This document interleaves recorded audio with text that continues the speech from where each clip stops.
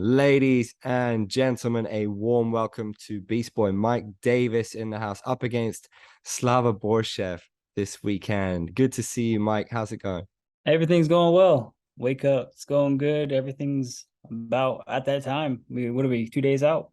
You're looking like photoshopped in your pictures. You've got like a 16 pack or something. How are you like the most ripped dude in the UFC? I was told that like I have the best physique in the UFC. Um, I give a lot of credit to Phil Daru. He kind of guided me into how I should be treating my body, and I just kept going even when we don't train together. So now my body's just adapting. I mean, I'm getting to the level where I need to be. So I'm at my prime. I'm 30 years old. I'm turning 30, but I'm ready, man. What is your biggest vice, do you think, when the weight cutting's over? What do you mean, vice?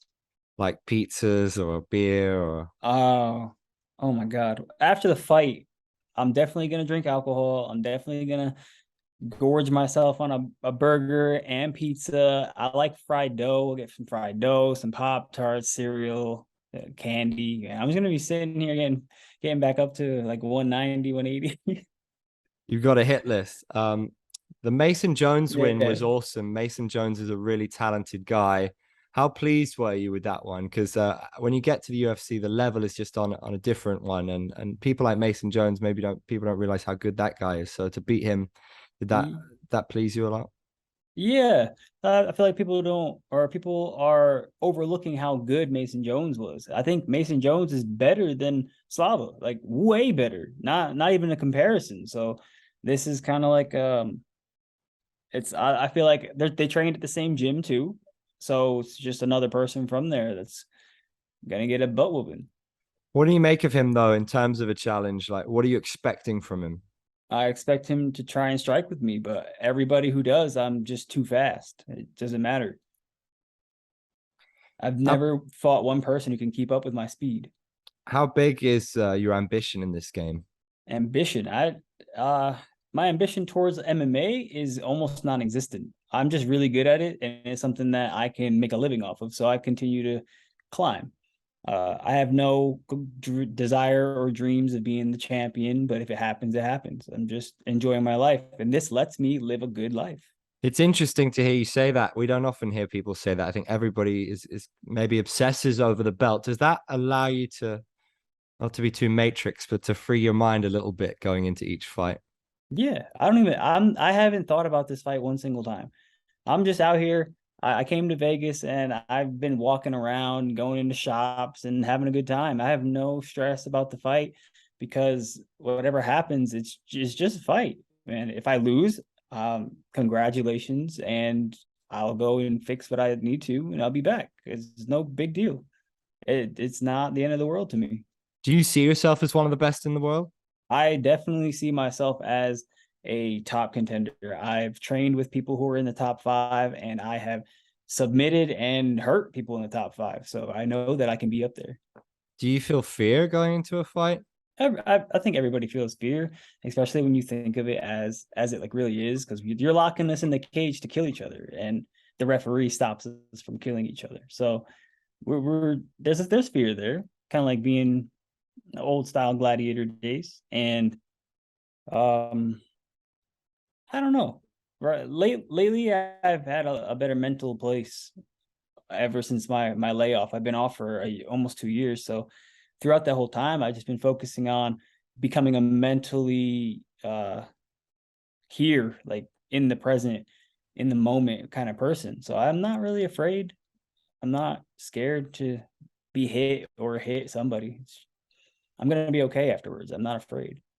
How do you feel about rankings then if you're not so worried about the belt? Do you enjoy facing the bigger name the better, or is it just anyone who's across from you? No, I want to face the worst of the worst, the people who don't know how to throw a proper punch, the people that I can go in there, kick in the head once, they fall down, and I get a big paycheck, and I go home and I continue living my life. I want to fight the bums, the sucky kids.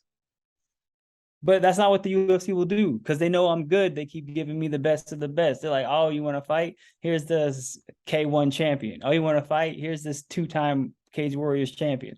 Like, that's how it always is. You got a nice bonus last time out. Do you think your style lends itself to that, or are you conscious of that? That I mean, it's always makes it better, right, to go home with that extra money. It does feel a lot better to go home with an extra 5 grand or 50 grand. My God. Yeah. An extra 50 grand. And that's like a yearly salary for a lot of people. And that lasted me a year, 100%. And then the extra money, it's been 2 years. I haven't fought, I haven't worked, and I still have money from that fight. So like it makes a big difference. And I think my style, because I'm not rushing to finish you, I'm not swinging to the fence and trying to knock you out in the first round. I'm just picking you apart, hurting you little by little until you drop. And if you don't drop, it's a decision. But I've finished 8 of my 9 fights, my 9 wins. So, I mean, it's bound to happen.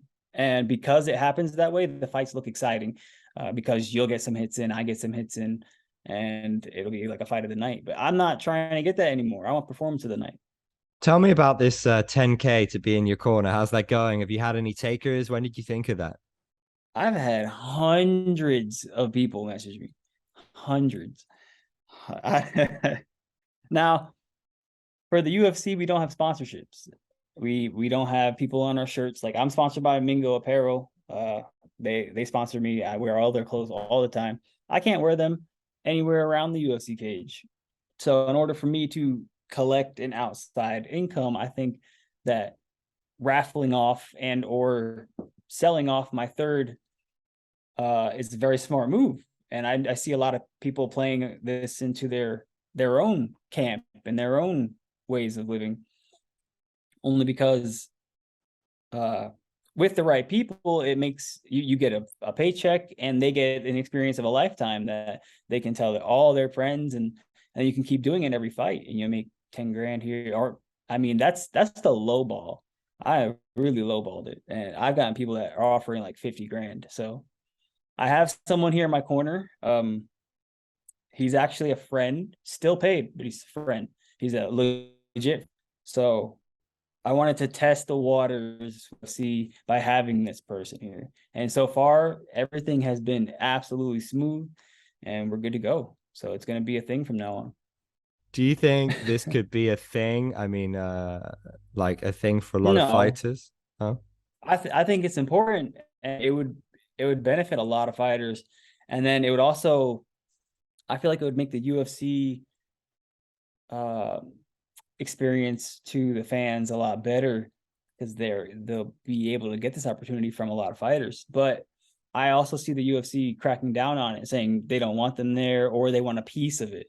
So I don't know. I'm not sure how it's going to play out, but I'm willing. I'm all ears. I'm here to see.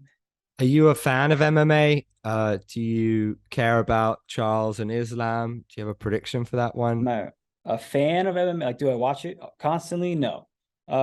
If I'm not training, I'm not thinking about MMA. If I'm not fighting, I'm not thinking about MMA. I'm doing literally everything else in life. But I am a fan of Charles Oliveira. I definitely want him to get the finish. I think he will, because I think his submission game is underestimated, and he'll actually sub Islam. Is there anyone in this division who you just respect and you like to watch and you'd like to fight them for that reason? There's one person who I respected a lot. It was Zabit. He was a 45. I was a 45er at the time, and he was the person that I respected the most. I wish he still fought. He would be the person that I would like to fight. I feel like our style, our techniques would make an exciting fight. Yeah, that would be an incredible spectacle. Just to finish off, if it's okay with you, we're going to do a quick fire about some of your UFC colleagues. So just yeah, quick fire on UFC fighters. Who's the hardest hitter? The hardest hitter. Oh, Dustin. Dustin has hit me the hardest out of anyone else. Who's the funniest? Phil, he's here with me. He's just a comedian, pretty much. Who's the most annoying? Annoying fighter, Marvin Vittori. Why God, Marvin? he's just annoying. He's just an annoying character. Who's the hottest? The hottest?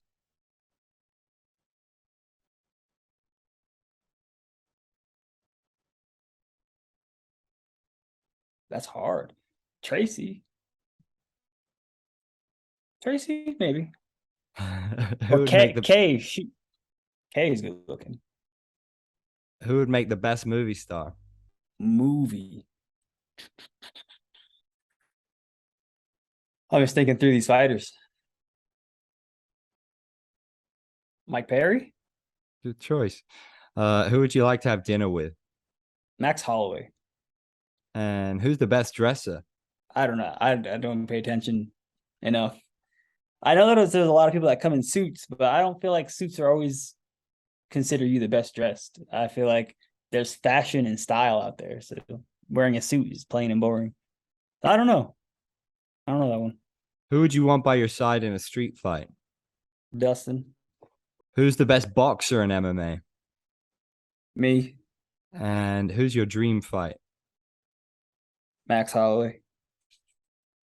That would be Only because we both have good hands and we pretty much just use hands. So I don't know. It'd be fun. that would be epic, man. It's really good to speak to you, Mike. Good luck. It's been a pleasure. Thanks, man. Thank you so much. Yeah.